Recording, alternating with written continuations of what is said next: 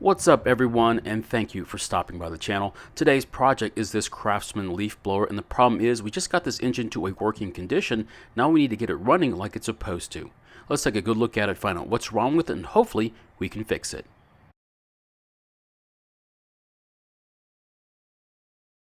In this video, we try and repair this blower. However, it may not be the exact repair you need to make to yours. We'll explore other options later in the video. Now, in the last video on this blower, we took a second look at it with intentions on confirming a bad engine diagnosis, only to find out that the piston ring was the problem. It was stuck to the piston in a closed position, resulting in a no-start situation because the engine wasn't able to build enough compression for it to work properly. We were able to free the piston ring by using a propane torch, and after doing some needed cleaning, reassembled the engine and performed another compression test. We then got a much higher compression number, and after a test run, found out that it would start and run on the fuel that we put into the engine. Today we're going to go through the fuel system and try to get it working like it's supposed to.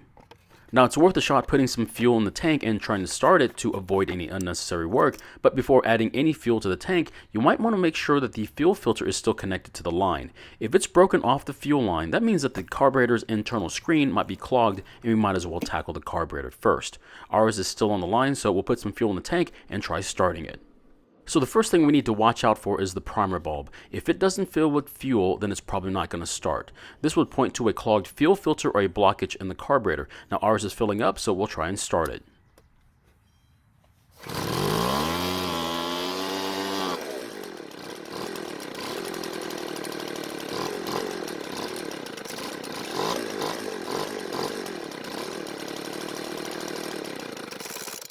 Fortunately, it started and ran for some time, which is fantastic news. It means that the carburetor seems to be in great working condition, and we don't need to inspect it just yet. Now, it was struggling to stay running, and it really didn't want to rev up when I squeezed the trigger, but a little bit of tuning might solve that problem. Now, before I start turning the adjustment screws, I want to try to increase the idle first and see if that will help the engine from dying on us.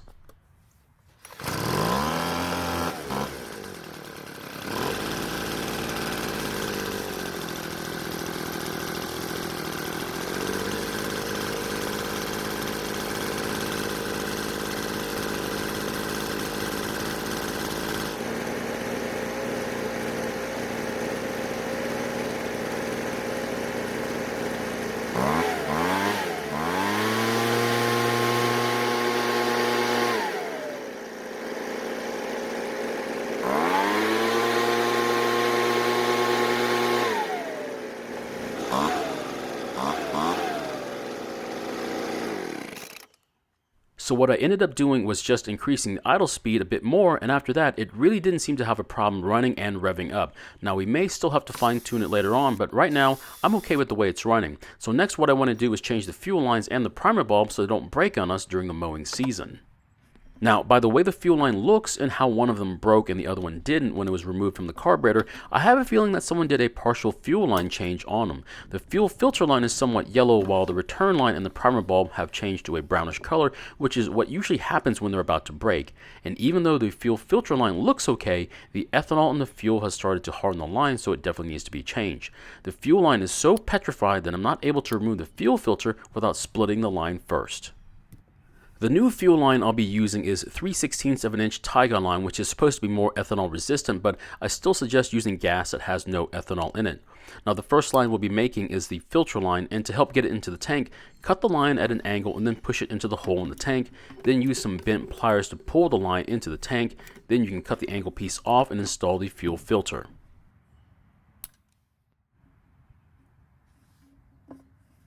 Now when you push the filter back into the tank, make sure there's enough line in the tank that the filter sits at the very bottom part of the tank towards the front of the blower. This will ensure that it can pull every last drop of fuel out of the tank while you're using it. After that, we need to make the return line. The procedure is the exact same, except we'll be installing a splice in the line and pulling the line out of the tank till it stops.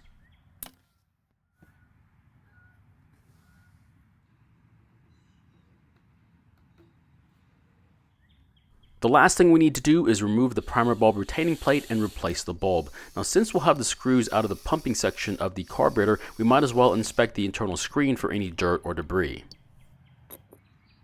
Well, surprisingly, there's a tiny amount of debris in the screen, so we'll just use some carb cleaner to get rid of it. Now, even though the fuel filter was in great shape, the debris more than likely came from the internal part of the filter. That means we'll need to replace that filter with a new one soon.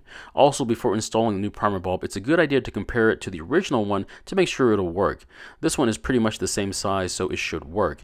Now, primer bulbs like these come in two different sizes. One has a base diameter of a US dime, while the larger one is about the size of a US nickel. This is the larger nickel size. It's now finally time to install the carburetor back onto the engine, and when reconnecting the fuel lines, the filter line will connect to the brass port further away from the primer bulb, and of course that means the return line will connect to the brass port closer to the primer bulb.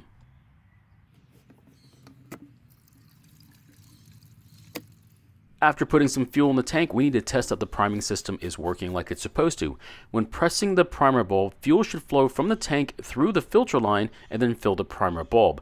After that, it should flow back to the tank out of the return line.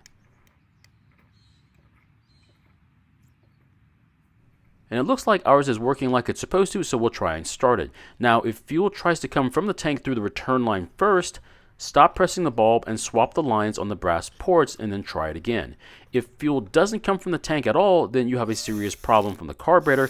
If that happens, I would consider replacing it with a new one. Now, once we get the engine started, I want to try and adjust the carburetor. Now, I'm happy with how the engine is idling, so I want to focus on when the engine is at full speed. To make the adjustments, you'll need a splined carburetor adjusting tool to turn the screws on the carburetor. You can order a single tool, but I suggest ordering a set of tools to cover all the different types of screws available. Now, the screw that's closer to the engine is the L screw, and that's for low engine speed adjustments, while the screw closer to the air filter is the H screw, and that's for high engine speed adjustments. We want to find when the engine is at max speed, then we need to turn the screw counterclockwise a bit so it runs a bit rich in fuel, and hopefully it'll keep the engine from burning up.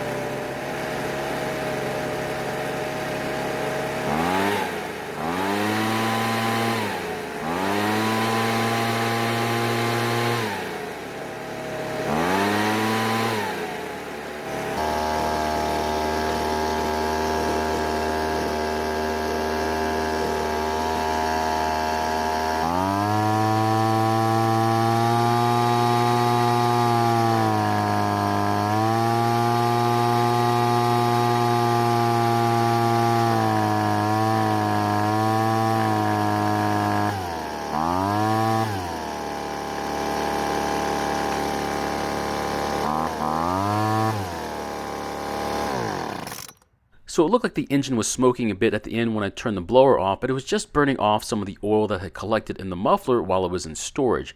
After a second cold start to confirm that the settings didn't interfere with it starting reliably, it didn't smoke at all.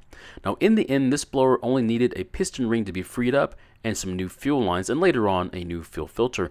In total, this repair took about 3 hours of work. Most of it was on the piston ring and about $2 of fuel lines. So my question is, was it worth fixing this blower, or did I yet again waste 3 hours of my time that I'll never get back? Personally, I like to think I kept another blower out of the landfill. Thank you for watching. I really appreciate your time here. Please feel free to ask me any questions, and I hope to see you in the next video.